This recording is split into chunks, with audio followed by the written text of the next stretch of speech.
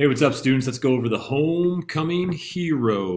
All right, so all we got to do here is we got to figure out if after we do all of the math, after we do all the simplifications, is it going to turn to a positive number, a negative number, or is it going to be zero? So here's the rules to follow, friends. If you have an even number of negatives, it's going to become positive. If you have an odd number of negatives, it's going to stay negative. Negatives in pairs of two always cancel, so that's why even will always result in a positive. Odds always have one left over, and that one negative will keep the whole thing negative. So here we go, with a couple of wrinkles. Here we go. So a negative 6 in brackets squared means this negative would cancel, so you are going to become a positive. Can I make that red? How about I copy and paste that? Can I do that? Yeah, I'm going to do that. Okay, there we go. That one would be, boom, positive. And I didn't want that to happen, so let's just leave it there.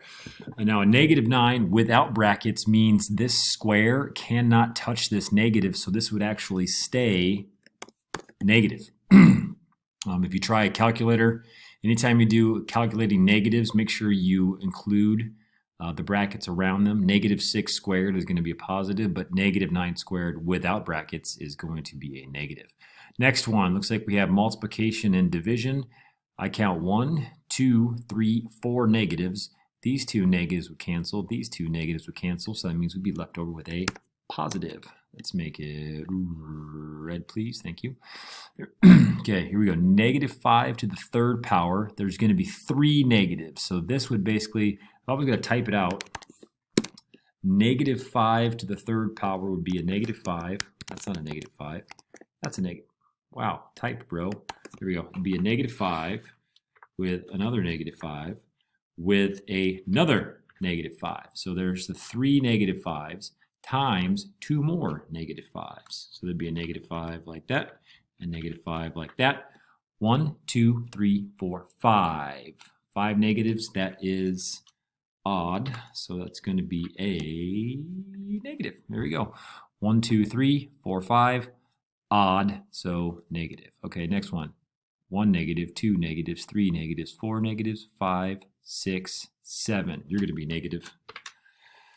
It's pretty easy if you understand the even odd rule.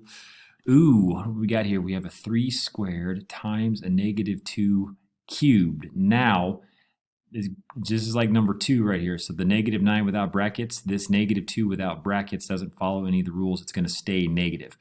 In your calculator, you're basically, when you were to solve this in your calculator, this is what your calculator thinks. I'm going to copy and paste that really quick. Your calculator actually thinks of it like this. Bracket around that, and then a bracket around that. The bracket doesn't look like that. There we go. It actually does the power and then keeps it negative. So if this negative is not inside the brackets, it's outside. Okay, either you don't see the brackets or you do, but if you don't see them, the negative's on the outside. So this negative is going to be untouched. Doesn't matter how many there are, there's going to be an untouched negative, which means there'll always be 1 negative left over. Okay, here we go. We have 1, 2, 3, 4. This is a negative 2 squared, so that means 2 negatives. So 1, 2, 3, 4. This would turn into a positive. All right, that's about it. As long as you follow the even and odd and then the bracket rules, you're going to be A-okay with the homecoming hero.